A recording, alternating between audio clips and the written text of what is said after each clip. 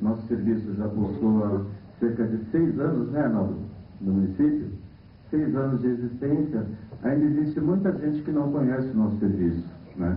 E uma das coisas importantes que a gente procura ressaltar é que é importantíssimo a participação da família no tratamento. Por quê? Porque a farmacodependência, sob um certo ponto de vista, ela é produto das relações familiares. Isso porque, antes da criança vir ao mundo, ela já ocupa um lugar simbólico no desejo dos pais, né?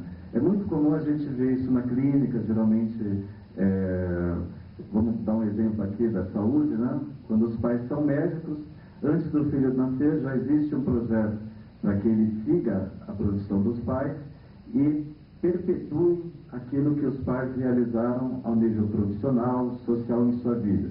Então a criança já nasce com uma responsabilidade de prolongar um prazer narcísico dos pais, ou então de resgatar aquilo que na vida dos pais não foi levado a cabo. Por exemplo, um pai que gostaria de ser, por exemplo, político ou cantor, e que não conhece, não consegue realizar esse intento, ele já trabalha para que a criança realize esse desejo frustrado.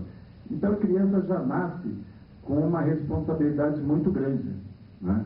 E todas essas relações simbólicas, né, e inconscientes, que essas relações elas não são conscientes, elas são passadas por uma forma simbólica e indireta, todos esses fatores estão presentes quando a gente analisa a questão do tratamento da família do fármaco-dependente, né?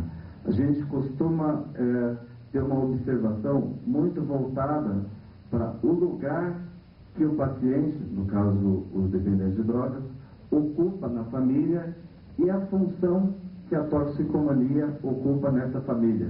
Ou seja, a dependência de drogas surge numa família não é por acaso, porque aquela família tem características específicas e férteis para o desenvolvimento de uma toxicomania. Ou seja, a droga, de uma certa forma, ela organiza as relações familiares. Ela pode ser usada como uma forma do filho agredir os pais, né? Pode ser uma forma deles causarem culpa nos pais e se vingarem de alguma coisa, alguma frustração que essa criança sentiu.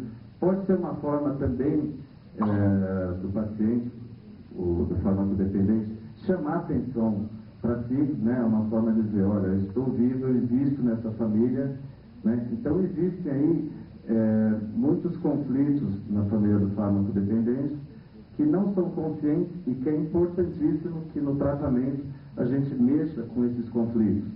Geralmente a gente encontra pais que estão em vias de se separar, né, em vias de separação, e muitas vezes o filho inconscientemente faz uso da droga como uma forma de juntar esses pais, né, como uma forma de evitar a separação, né?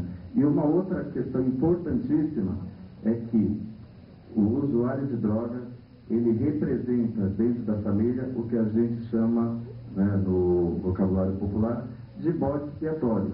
Ele acaba sendo o depositário de todos os conflitos familiares. Então, é comum que no tratamento, quando o paciente começa a melhorar, começa a ter sinais de mudança, é comum que a família boicote o tratamento, por algum motivo, desista ou começa a faltar nas sessões. Isso é indicativo de que a melhora do paciente, muitas vezes, amedronta os pais, né? E é uma coisa até contraditória, porque conscientemente os pais vão ao tratamento para buscar ajuda, para buscar alívio por um sofrimento, mas é uma coisa contraditória, porque na medida em que começa a aparecer a responsabilidade deles da doença, eles se defendem e não conseguem lidar com a própria culpa, né? E o que a gente procura sempre ressaltar é que nessa história da droga-dependência não existe uma culpa, né? Porque falar em culpa remete à questão da tradição cristã, né? De que estamos sempre sendo culpados de alguma coisa. E na verdade o que a gente procura mostrar no tratamento que não é a questão da culpa, mas sim a questão da responsabilidade, né? Questão da responsabilidade dos pais, no sentido de que muitas vezes a doença do filho vai resgatar conflitos inconscientes que eles próprios não resolveram em suas vidas. E por um outro lado também mostrar a responsabilidade do paciente, né? Isso é uma questão importantíssima, porque quando a gente fala em família, é comum que a gente leve um pouco pela emoção de achar que a família é culpada de tudo, né? Então a pessoa fez o uso da droga porque não foi bem educada, não foi bem cuidada pelos pais, e a gente não pode esquecer que todos nós temos o nosso livre-arbítrio, e que a pessoa, quando escolhe o caminho da droga, ela está escolhendo, né, como o Dr. Arnaldo falou, pela questão do seu próprio desejo, né? A droga não vai atrás da pessoa buscá-la, até vai, assim, por via dos traficantes, mas ele também escolhe fazer uso da substância. Então, o que a gente procura colocar é que o paciente sempre tem a responsabilidade pela sua escolha, né? Ele pode escolher continuar aos poucos se suicidando, né, que o uso da droga propicia isso, e pode escolher também ter uma transformação. Então, o tratamento da droga, do nosso ponto de vista, deve visar, em primeiro lugar, a transformação interna, né? Nós não entendemos que tratar a questão da droga seja simplesmente a abstinência. Bom, o paciente parou de usar, então está tudo bem.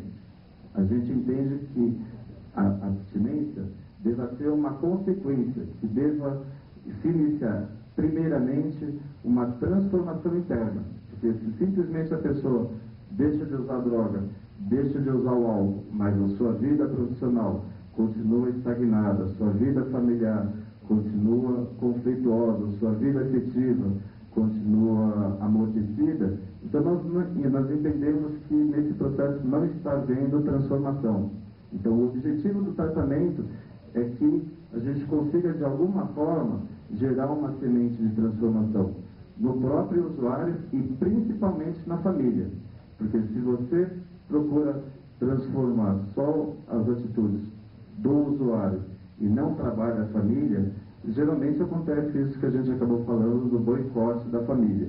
E se a gente muda só a família e não procura colocar responsabilidade do paciente sobre o sentido da sua própria vida e o sentido do seu tratamento, fica um processo incompleto.